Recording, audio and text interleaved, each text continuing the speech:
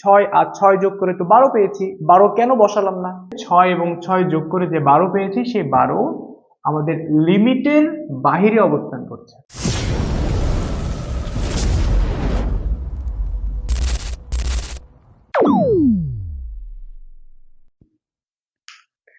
আসসালামু আলাইকুম, কেমন আছো সবাই? আজকে আমরা কথা বলবো সংখ্যা পদ্ধতির প্রচলিত কিছু ভুল ধারণা নিয়ে, যা ছোটবেলা থেকে আমাদের খুব সুন্দরভাবে আমাদের সামনে প্রেজেন্ট করা হয় কিংবা আমাদেরকে শেখানো হয়, যেটা আসলে ভুলের মতো মনে হয় না এবং আসলেও সেটা ভুল না, কিন্তু এটা একটা ভুল ধারণা। আর আজকে আমরা সেই ভুল ধারণাটাই পরিষ্কার করার জন্য একটা খুব সুন্দর একটা ভিডিও নিয়ে আসছি তোমাদের সামনে। তো শুরু করা যাক, কথা না বাড়িয়ে আমাদের মূল আলোচনায়। গণিতে মূল সংখ্যা পদ্ধতি আছে আমাদের চারটা। একটা হচ্ছে দশমিক সংখ্যা পদ্ধতি, একটা হচ্ছে বাইনারি সংখ্যা পদ্ধতি, একটা হচ্ছে অক্টাল সংখ্যা পদ্ধতি এবং আরেকটি হচ্ছে হেক্সাডেসিমাল সংখ্যা পদ্ধতি। তো এই চারটা সংখ্যা পদ্ধতির মধ্যে আমাদের প্রচলিত বা বাস্তবিক সংখ্যা পদ্ধতি বলতে আমরা দশমিক সংখ্যা পদ্ধতিটাকে চিনে থাকি।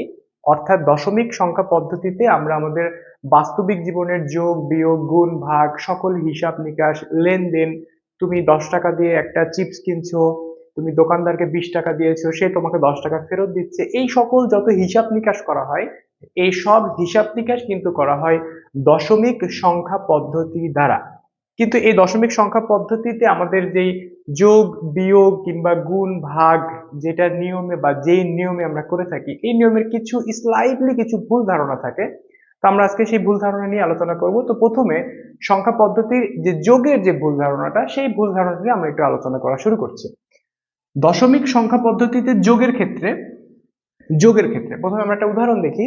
যোগের ক্ষেত্রে যেটা হয়ে থাকে সেটা হচ্ছে যে আমাদের যদি বলা হয় 5764 এই সংখ্যাটির সাথে 7762 এই সংখ্যাটা যোগ করো, এবং আমরা জানি আমরা সবাই এই যোগটা করতে পারবো, অবশ্যই সবাই যোগ, কারণ আমরা ক্লাস 1 2 3 4 থেকে এই সকল যোগ শিখে আসছি।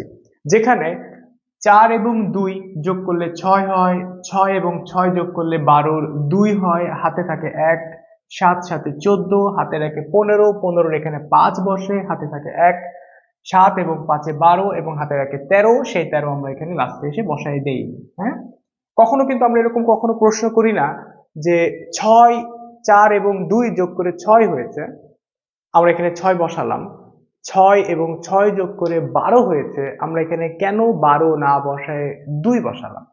হয়তো এরকম প্রশ্ন আমাদের কখনো মাথার মধ্যে আসেও না, কিংবা কেউ কখনো তুলে ধরেনি যে না এরকমটা তো হতে পারে, যেখানে যেরকম 4 এবং 2 যোগ করে 6 পেয়েছি, 6 আর 6 যোগ করে তো 12 পেয়েছি, 12 কেন বসালাম না, কেন 12 বসালাম না, এর উত্তরটাই মূলত আমাদের কাছে জানতে হবে।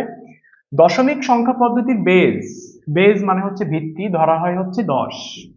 দশমিক সংখ্যা পদ্ধতির বেজ বা ভিত্তি ধরা হয় 10, কারণ এই সংখ্যা পদ্ধতির মধ্যে আমরা টোটাল 10টা ডিজিট বা 10টা অঙ্কের ব্যবহার দেখতে পাই। মূলত এই জন্য দশমিক সংখ্যা পদ্ধতির যেই বেজ বা ভিত্তি, এটাকে 10 কাউন্ট করা হচ্ছে, এবং সেই ডিজিট বা অঙ্কগুলো হচ্ছে 0 থেকে 9 পর্যন্ত। অর্থাৎ 0 থেকে 0 1 2 3 4 5 6 7 8 9, এই যে আমাদের যে 10টি অঙ্ক বা প্রতীক আছে, মূলত এদেরকে আমরা ডিজিট বা অঙ্ক নামে চিনে থাকি।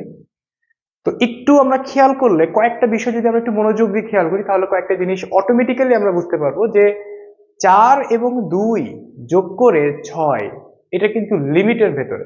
খেয়াল করে দেখো, আমাদের লিমিট কিন্তু 0 থেকে 9 পর্যন্ত, যেখানে 4 এবং 2 যোগ করে আমরা যে ডিজিটটা পেয়েছি 6, এটা হচ্ছে লিমিটের ভেতরেই আছে।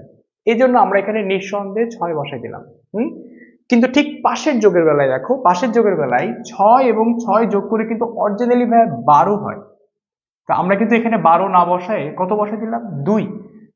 তো আসলে 2টা কিভাবে বসলো, এরকমটা কিন্তু ছোটবেলা থেকে আমরা শুনে আসি যে যোগ করে 12 হয়েছে, 12-র 2 এখানে বসায় দাও আর হাতে থাকে 1। না, এটা একটা ভুল কনসেপ্ট। খেয়াল করো, এই যে যোগ করে যে 12 পেয়েছি, সেই 12টা আমরা এখানে না বসায় 2 বসাচ্ছি। এর পেছনে মূল যে কারণ, সে কারণটা হচ্ছে যে এটা এটা বলতে 6 এবং 6 যোগ করে যে 12 পেয়েছি, সেই 12 আমাদের লিমিটের বাহিরে অবস্থান করছে। যদি 9 হতো বসাই দিতাম, 8 হলে বসাই দিতাম, 7 হলে বসাই দিতাম, কিন্তু 10, 11, 12, 13, 14, 15 যদি এগুলো হয় আমরা কখনো বসাই নাই। এর পেছনে মূল কারণ হচ্ছে যোগ করে আমরা যে 12 পেয়েছি এই 12টা মূলত আমাদের লিমিটের বাহিরে। তখন আমরা কি করি, এটাকে বসানোর জন্য আমাদের বেস দ্বারা ভাগ করে দিই। বেস হচ্ছে 10, 10 দিয়ে ভাগ করলে খেয়াল করে দেখো 10 এককে 10, যেটা আমরা ছোটবেলা থেকে ভাগের যে প্রসেস বা ভাগের যে নিয়মটা সেই নিয়মটা আমরা ফলো করছি। 12 থেকে 10 বিয়োগ করলে এখানে থাকে হচ্ছে 2, অ্যাকচুয়ালি এই যে 2 সেই 2টাই মূলত এখানে বসছে। আর হাতে থাকছে এখানে আমাদের 1, যেটাকে ইংরেজিতে ক্যারি বিট নামেও কিন্তু ডাকা হয়। তাহলে আমরা সিম্পল ভাষায় বলছি এখানে আমাদের 2 বসে পড়লো, যেটাকে আমরা বলছি যোগফল, আর হাতে থাকলো 1।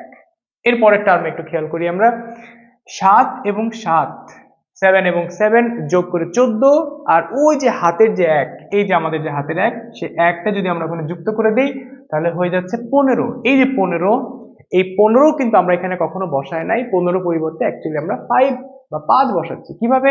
একদম সেম প্রসেসটা ফলো করে, সেম প্রসেস। তাহলে সেম প্রসেস যদি আমরা করি তাহলে কি হচ্ছে একটু দেখো, এখানে আমাদের যোগ করে সেকেন্ড টার্মের কথা বলছি, 7 এবং 7 যোগ করে আমরা কিন্তু 14 এবং হাতের একে পেয়ে গেছি হচ্ছে 15। এই যে 15, সেই 15কে 10 দিয়ে ভাগ করে 10 এককে 10 বিয়োগ করলে পাওয়া যাচ্ছে 5, এই সেই 5 যেটা এখানে বসছে, এবং হাতে থাকছে আগের মতোই 1। লাস্ট যে টার্মটা আছে 7 এবং 5 যোগ করে আমরা পাচ্ছি 12, এবং হাতের যে 1 বা 1 সেটা অ্যাড করে দিয়ে আমরা পেয়ে যাচ্ছি আমাদের 13। এই যে 13, এখন তো অনেকে হয়তো বলে উঠবা যে ভাইয়া 13 তো বসানো হয়েছে। না, অ্যাকচুয়ালি 13 বসানো হয় নাই।